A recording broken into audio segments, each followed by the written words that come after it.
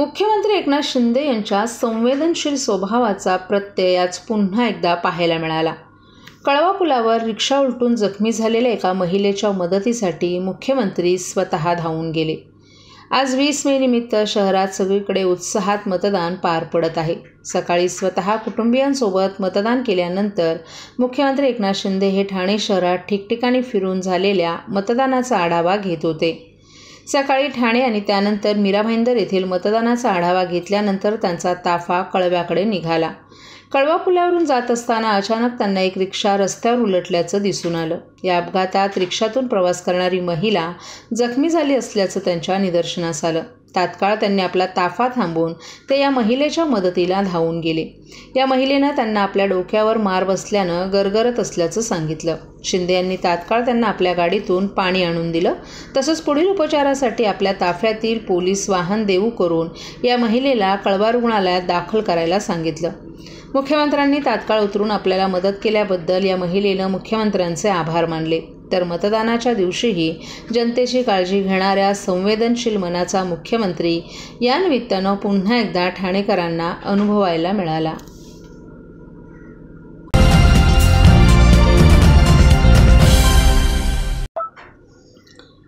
ठाणे लोकसभा मतदारसंघात आज सकाळी 7 वाजल्यापासूनच विविध भागात सुरळीतपणे मतदानास सुरुवात झाली. मात्र लोकमान्यनगर भागात तासभर मतदान यंत्र बंद असल्याची तक्रार नागरिकांनी केली आहे. तसंच अन्य एका भागातही मतदान यंत्र बंद होतं. मात्र 15 मिनिटात ते सुरू करण्यात आलं. त्यातही घोडबंदर भागात अनेक गृहसंकुलातील नागरिक सकाळच्या सत्रात मोठ्या संख्येनं मतदान करण्यासाठी बाहेर आल्याचं सुखद चित्र दिसून आलं. प्रत्येक मतदान केंद्रावर मतदान करण्यासाठी येणाऱ्या नागरिकाला मतदान करतेवेळी किमान 2 मिनिटांचा अवधी जात होता. त्यामुळे मतदान केंद्रांवर लांबच लांब रांगा असं चित्र दिसत होतं. घोडबंदर भागातील हिरानंदानी इस्टेट असेल, मानपाडा, वाघबीळ, कासरवडवली आणि ओवळा या भागातील नागरिकांनी मोठ्या प्रमाणात सकाळच्या सत्रात बाहेर पडून आपल्या मतदानाचा हक्क बजावला.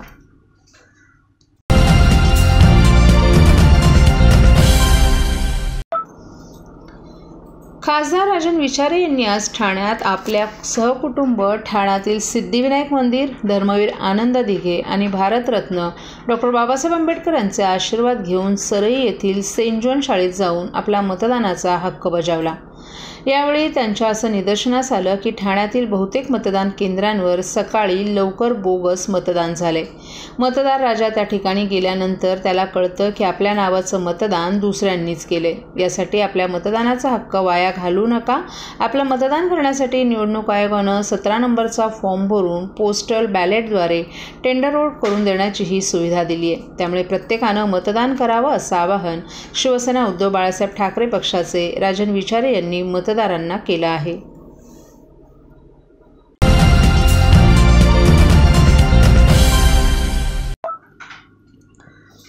राज्यात आज लोकसभा निवडणुकीच्या 5व्या आणि अंतिम टप्प्यातील मतदान पार पडणार आहे. मुंबईतील 6 मतदारसंघ ठाणे, कल्याण, नाशिक, पालघर आणि भिवंडी या लोकसभा मतदारसंघांमध्ये मतदानाची प्रक्रिया पार पडणार आहे. मतदानाच्या पार्श्वभूमीवर राज्याचे मुख्यमंत्री एकनाथ शिंदे यांनी आपली प्रतिक्रिया दिली आहे. आज राज्यातील शेवटचा टप्पा आहे. मतदारांनी जास्तीत जास्त संख्येनं बाहेर पडावं. काही ठिकाणी तांत्रिक अडचणी आल्या होत्या, त्या दूर झाल्या असल्याची माहिती एकनाथ शिंदे यांनी दिली आहे. बोगस मतदान करण्याची आम्हाला गरज नाही. ज्यांना पराभव दिसतोय, ज्यांनी हत्यारं टाकली आहेत, त्यांना अशी वक्तव्य सुचत असल्याची टीकाही एकनाथ शिंदे यांनी विरोधकांवर बोलताना केली. फतवे काढणे ही आश्चर्यकारक आहे. असं घडणं चुकीचं आहे. विकास आम्ही करतोय. कोणत्या जातीला, धर्माला आम्ही विकासापासून लांब ठेवणार नाही. पंतप्रधान नरेंद्र मोदी हे देशाचं नेतृत्व करीत आहेत. जे 50-60 वर्ष काँग्रेसला करता आलं नाही ते नरेंद्र मोदींनी केले. युवा पिढी देश घडवणारी पिढी आहे. त्यांच्यासाठीच आम्ही काम करतो असंही एकनाथ शिंदे यांनी सांगितलं. युवकांनी बाहेर येऊन मतदान करावं असं आवाहन देखील एकनाथ शिंदे यांनी केले. ठाणे, कल्याण, भिवंडी हा युतीचा बालेकिल्ला आहे. ठाणे, पालघर आणि मुंबई या जिल्ह्यातील सर्व जागांवर महायुतीचे उमेदवार निवडून येतील. बाहेर गेलेला मुंबईकर आम्ही परत आणणार असंही एकनाथ शिंदे यांनी सांगितलं. तसंच उद्धव ठाकरे तोंडावर कधीच आपटलेत, आता त्यांची तोंड फुटतील असा घणाघातही एकनाथ शिंदे यांनी यावेळी केला. आणि दीपक केसरकर किंवा इतर त्यांनी देखील याच्यावर आरोप व्यक्त केले आहे. खरं म्हणजे असं पहिल्यांदाच पाहायला मिळतं आहे की फतवे काढण्याचा प्रकार. खरं म्हणजे धार्मिक जे लोक आहेत, त्यांना धार्मिक अधिष्ठान आहे, आध्यात्मिक अधिष्ठान आहे, त्यांनी अशा प्रकारची जाहीर वक्तव्य करणं हे लोकशाहीमध्ये घातक आहे. मग ते हिंदू असतील, मुस्लिम असतील, कुणी असतील. परंतु यावेळेस दुर्दैवाने अशा प्रकारचे फतवे निघाल्याच्या अनेक घटना घडलेल्या आहेत. शेवटी आम्ही विकासाचा मुद्दा घेऊन पुढे जातो आहे. विकास हा सगळ्यांनाच मिळणार आहे. विकासाचे लाभार्थी सगळेच हिंदू असतील, मुस्लिम, सिख, इसाई सगळे असतील. आणि जे काही धर्माधर्मामध्ये, जातीजातीमध्ये तेढ निर्माण करण्याचा प्रयत्न करत आहेत, जातीजातीमध्ये विष कालवण्याचा प्रयत्न करत आहेत, त्याला या महाराष्ट्रातली जनता थारा देणार नाही आणि या निवडणुकीमध्ये त्यांना घरचा रस्ता दाखवतील.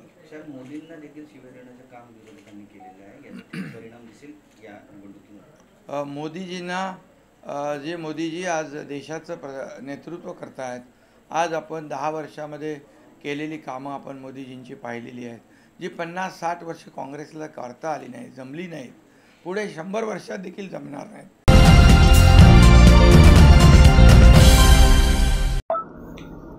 ठाणे लोकसभा मतदारसंघात आज सकाळपासूनच मतदान सुरळीत सुरू होतं. मात्र अनेक ठिकाणी एकाच कुटुंबातील सदस्यांची नावं वेगवेगळ्या मतदान केंद्रात आल्याचंही दिसून आलं. त्यात अनेक ज्येष्ठ नागरिकांचे पुरते हाल झाल्याचं दिसून आलं.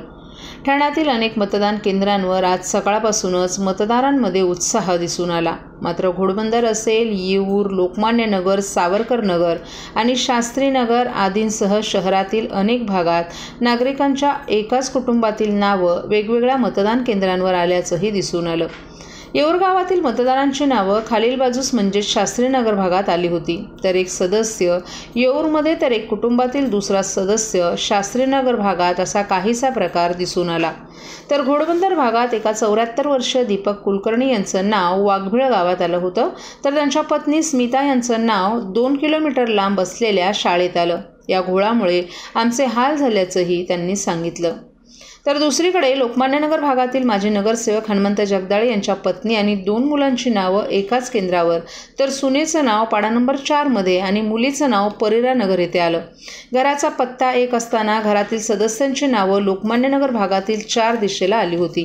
त्यामुळे आमची देखील प्रचंड कसरत झाल्याचं जगदाळे यांनी सांगितलं. त्यामुळे निवडणूक विभागाच्या या भोंगळ कारभाराच्या विरोधात न्यायालयात धाव घेणार असल्याची माहितीही जगदाळे यांनी दिली.